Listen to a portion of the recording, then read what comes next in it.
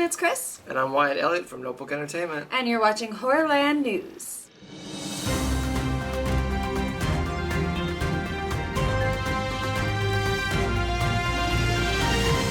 Alright, so we're going to start with coming up on our channel, Notebook TV, this week.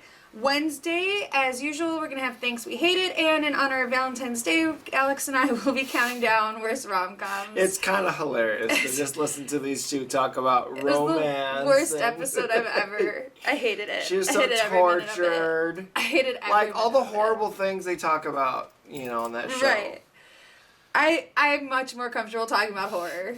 It's definitely my genre. She's like, gut the bodies. Gut the bodies. Gut the bodies. Gut 'em. Thursday, we're going to have our review this episode for All of Us Are Dead, which is the Netflix show we've been talking about, which is amazing.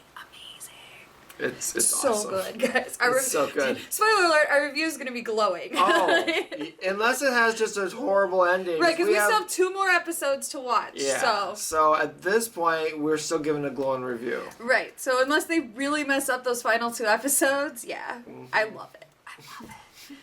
Alright, so that's our channel for the week, so let's get to TV Roundup. No TV and no beer make Homer something. Alright, so we've had a really busy week, so we haven't gotten to catch up on like anything, but we are still interested. Archived 81 on Netflix. A couple of our friends have been watching it, and they we're like, shh, but they said, yeah, it gets even better. Yeah, I've been getting very positive reviews on that from all sides of media as well as our friends. And what we've seen of it, loved it. Mm-hmm. So I do want to clarify, we have watched some shows. We decided to binge All of Us Are Dead instead. Which was like we watched 6 hours of TV in one day, and so we did squeeze in some TV. It just was a one show. It just wasn't enough. That's all. Yeah, we're busy people. Unfortunately, I wish I could just watch TV all day. Oh, we had a busy week on our other channel. Yeah. So. And then we're still, again, watching The Woman in the House Across the Street from the Girl in the Window. Mm-hmm. We're going to finish that series today, so we'll probably have the review for that up the following week. Mm-hmm. Unless we can do a real quick one, and maybe we'll throw it up Saturday or something. Yeah. Surprise videos are always fun. Yeah. And then we're going to start this week Murderville. Can't wait for this show. Which looks so exciting. Again, still on Netflix, which Netflix is killing it. Killing it in content right now. But it looks amazing. If you haven't heard of it, it stars Will Arnett as a detective, and his stuff is all scripted. Nope. And then they bring on different guest stars, and they're not scripted, and they have to solve a murder together. I cannot wait for this. I love Will Arnett anyways, but then he's got people, like, I forget who the lineups all are of the guest stars, but I know some of them were, like, top tier, and I was like, this is going to be fantastic. It's going to be amazing. So good. Yeah. So yeah, I'm excited to start that one this week. We do have a little bit more free time, so we're hopeful that we will get through some of these shows. Yeah. And I did want to point out too that speaking of Netflix, the plan is for when Texas Chainsaw drops, we're going to watch it that night and from the review, so it'll be up the very next day. Yep. Hopefully on that day it comes out. So. Yep. And we'll be fair, because again, I'm not a Texas Chainsaw Massacre fan, but I can tell which movies are good ones out of the series. I'm a casual fan. Yeah, I'm a casual fan. So to me, it's like I don't get hurt if one of them are bad. I love it. I'm always for a good movie. If it's good, then great. But I'm not going to be hurt if it's bad. Exactly. But I'll tell you though. Well, again, in our opinion, bad, and feel free to disagree with us at any point. Well, yeah, please do. We're not the authority on this. We're not Martin Scorsese sitting here telling you what cinema is, you know? Thankfully. All right, so let's get to a new section of the news, because so many trailers were released. We have now a trailer section. Trailer park. Trailer park, right. Park all your trailers here. So first, the one everybody's talking about, Nope, by Jordan Peele and Monkey Paw Productions. Yeah, this just dropped today, I believe. Or yesterday, I don't know. Or early this morning, I believe, is going to be. It was amazing. I love alien stuff, so I was already in, and then I love Jordan Peele, so I was doubly in, so I'm fully in. I'm getting a very much of a Signs vibe, but obviously it's going to be way better. But like that whole from perspective, you're not going to be able to beat him with water. Oh my god.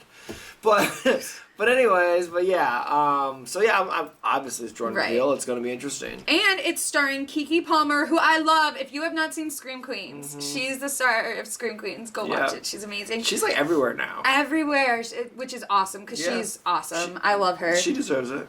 And then it also stars Daniel Kaluuya and Stephen Yeun. Which is man, what a cast! Right, Like, what a horror cast. I can't wait for this movie. Yeah, it's gonna be amazing. It comes out July 22nd. I saw on Twitter somebody tweeted out, and I'm sorry I don't have the guy's name that did it, but he put out a theory that maybe it stands for Not of Planet Earth, which I think is kind of cool. Right. So.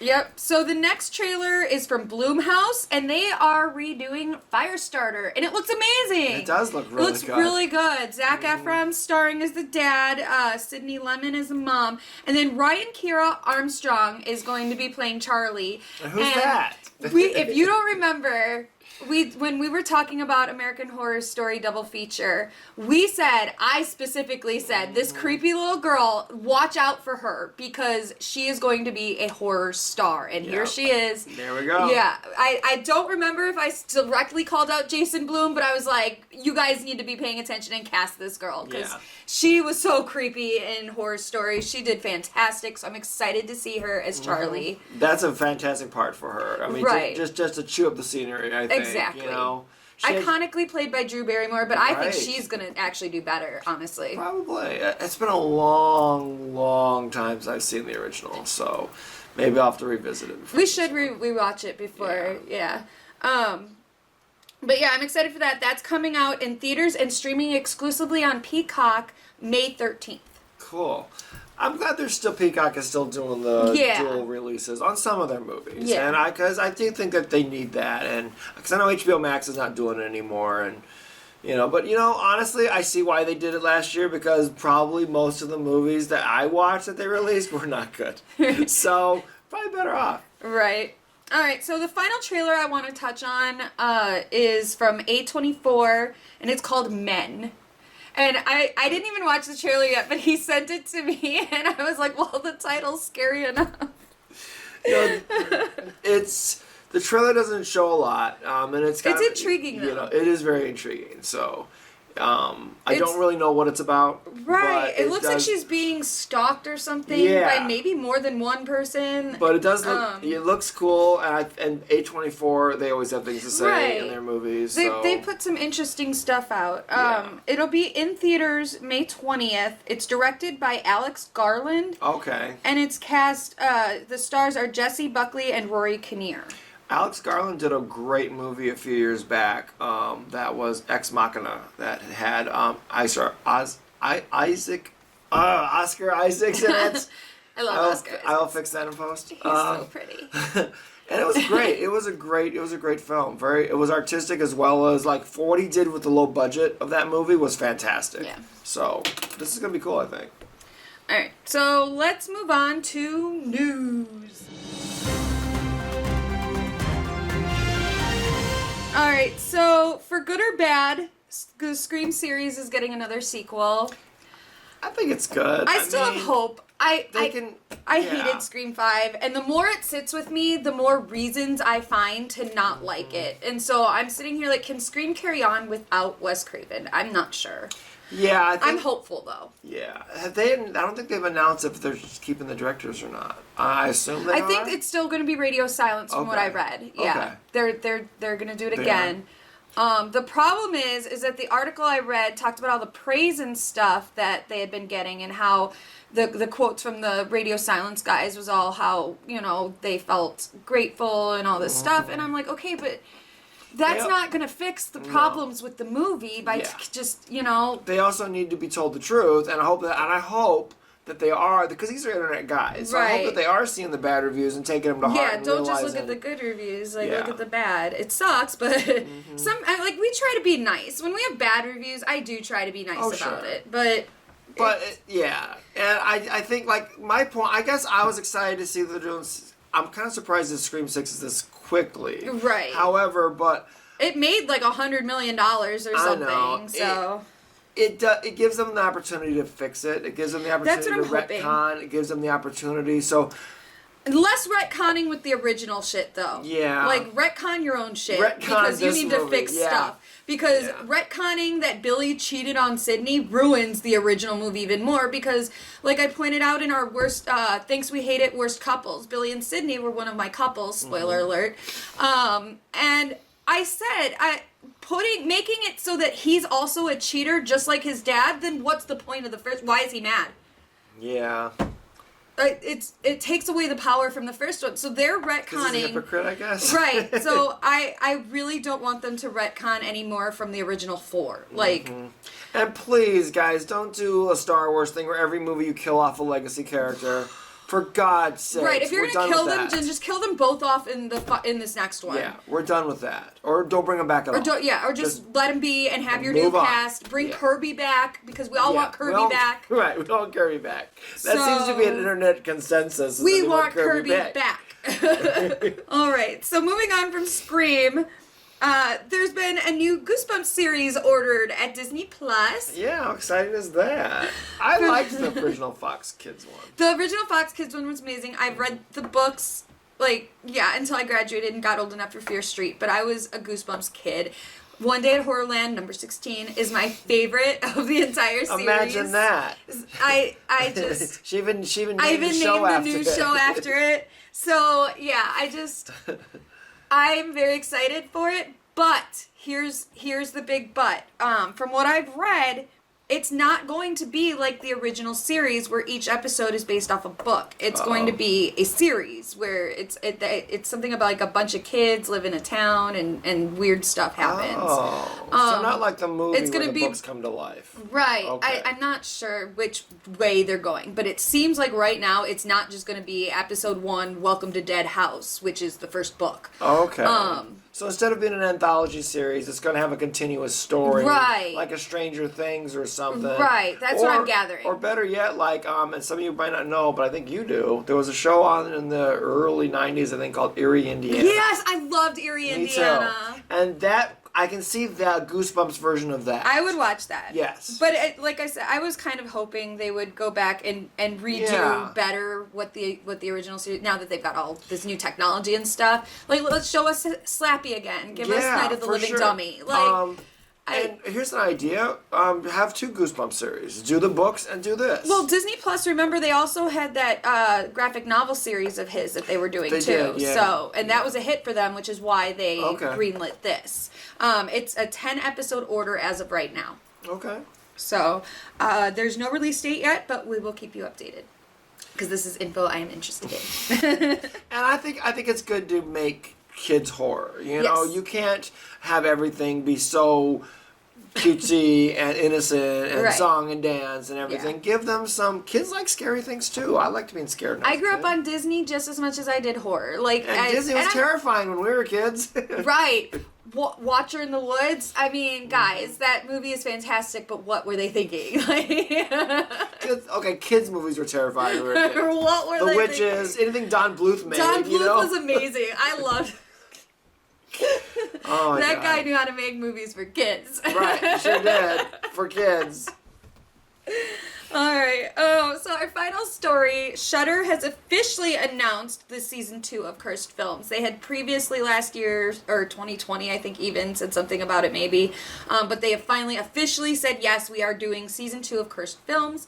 If you haven't watched the first season, what it is, it's a series about various movie franchises and the curses that are associated with them. Like, they definitely covered Poltergeist in the first one. Oh, yeah. There's no date been set yet. And it hasn't been confirmed which films they're going to cover in season 2, but rumors are that it's going to be Rosemary's Baby, The Conjuring, The Possession, and the Amityville Horror.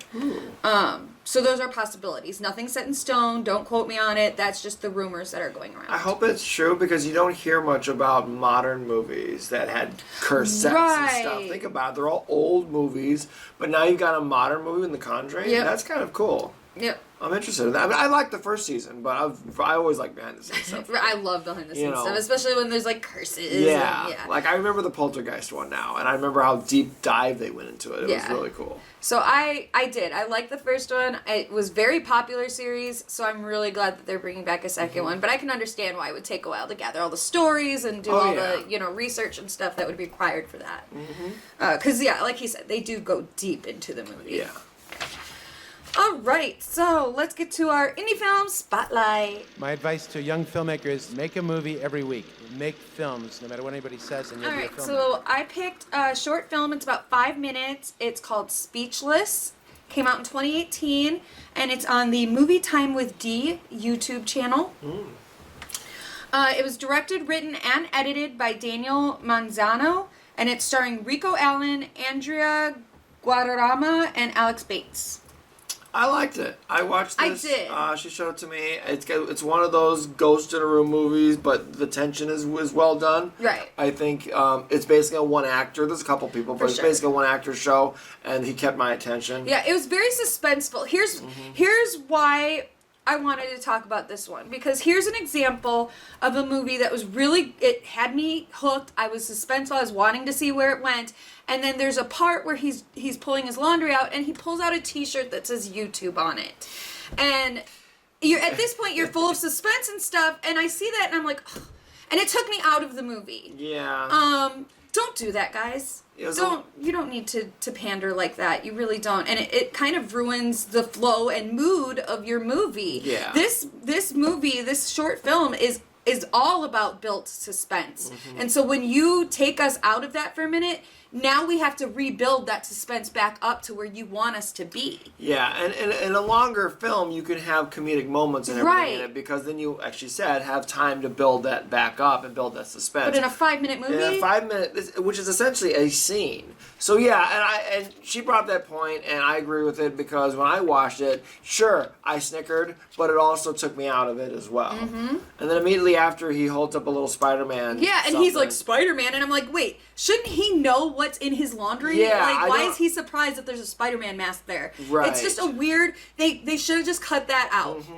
My guess is it could have been, because I know from when I used to film in laundromats, we would just take my laundry and just stick it in a basket, and maybe it was a legit thing. But it was you in did there. comedy skits. Yes. That's the difference. Yes. This is supposed to be something that is full of suspense, tension, and it breaks it. It just Yeah, breaks it it. does. Because then It I'm does. sitting there, the whole time I'm like, why doesn't he know that he has a Spider-Man? Like, that's where my mind goes, and I'm not the Right. only one whose mind would wander like Well, that. sure, because in this movie, he keeps seeing this ghost, and you're wondering where it's going to go. Right.